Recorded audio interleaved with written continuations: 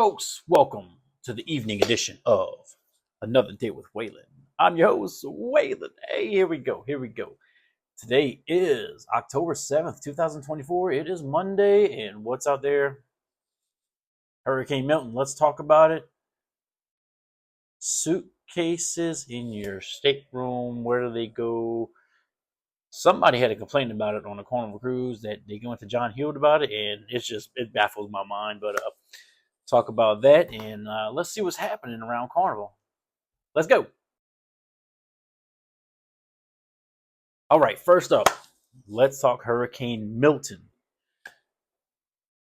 The Gulf of Mexico, the gift that keeps on giving hurricanes, right? So obviously there is Hurricane Milton headed to Florida right now.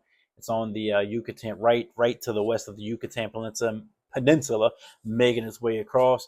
I'm wondering if we're still going to have that mile-long pier in Progreso when this thing's over with, because it is a Category 5. 1, 2, 3, 4, 5. What? Did I say that right? 1, 2, 3, 4, 5. Yeah. 1, 2, 3, 4, 5. You know, Category 5 hurricane. I mean, from a tropical storm to a 5 like that. Like, wow. And this thing's headed like deadhead straight for Florida. So just some updates with the Florida ports. Of course, they're all open right now. But, of course, they will be shutting down here within a day or two. You got to think it's the workers there. It's the safety of the port, the safety of the ships. So no ships are going to be coming back in right now. So the ones that are out, they're going to stay out. You got the Elation for Carnival, the Paradise, the Sunrise. They're going to be staying out right now. And their return to their respective ports are going to be impacted by the storm. So basically what they're saying is that we got to wait for the storm to pass to see when they can get back in, because I don't know. The storm could do so much damage, and it could take some time, and things may get rerouted. Just stay tuned to find out what's going to happen. I don't know, but those sailings that are supposed to go out on October 10th, out of Jacksonville, Tampa, Miami, those are up in the air right now because we don't know. We have to wait and see what happens. Obviously, Carnival is telling those folks on the Elation for the 10th, the Paradise for the 10th, and the Sunrise for the 10th, October 10th sailings, don't go. Don't go right now. Stay tuned for updates. Do not proceed to the terminal until you've received confirmation that your cruise is a go. So basically, don't go. Okay. So real quick, how do you get information, right? So for the Carnival Elation on 1010, right, you can text CCL1 to the number 278473. That spells out cruise. So for a Carnival Elation for the 1010 sailing, text CCL1 to the number 278473. You will get updates about your cruise. Same thing for the Carnival Paradise on 1010. You're going to text CCL2 to the number 278473 to receive your updates. Carnival Sunrise, the exact same thing. For the sailing of 1010, you're going to text CCL3 to the number 278473 to get your updates. Carnival Elation, CCL1, Carnival Paradise, CCL2, Carnival Sunrise, CCL3 to the number 278473. Now, the Dream is also maybe affected. It's on an 8-day voyage. Visits Key West on the 7th, which is today, but they are departing early. And during the other ship, no further changes there. They're just departing early from Key West to get out of the way, to get out of the path. They may have a bumpy ride because the Dream is out of Galveston. So I don't know what their plan is, because hurricane's coming this way, cruise got to go this way. So I don't know. I'm not the captain of the ship. I don't know, but they're going to get out. They're not going to put anybody in harm's way.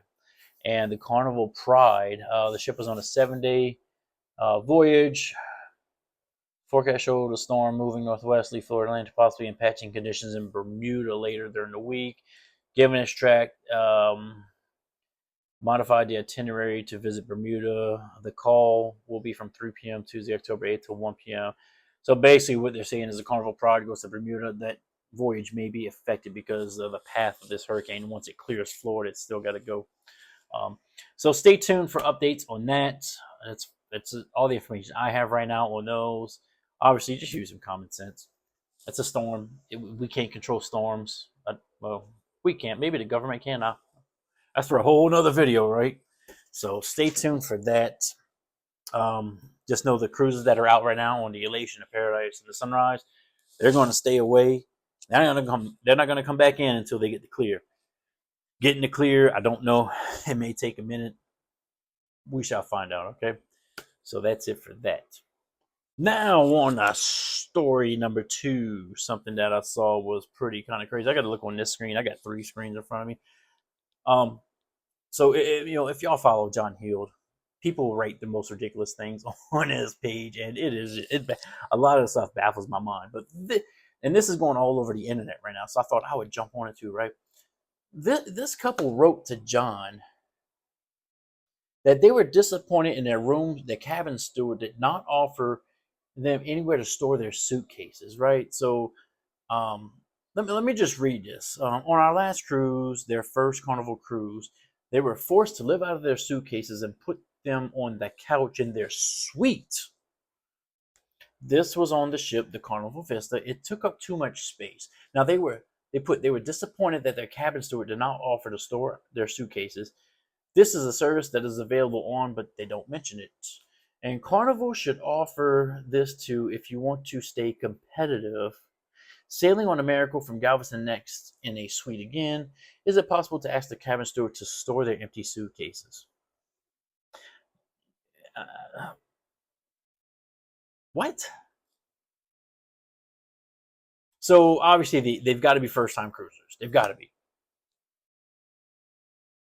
But in the same instance, I don't think they are, because they wrote that the service is also available on, but they don't name the ship.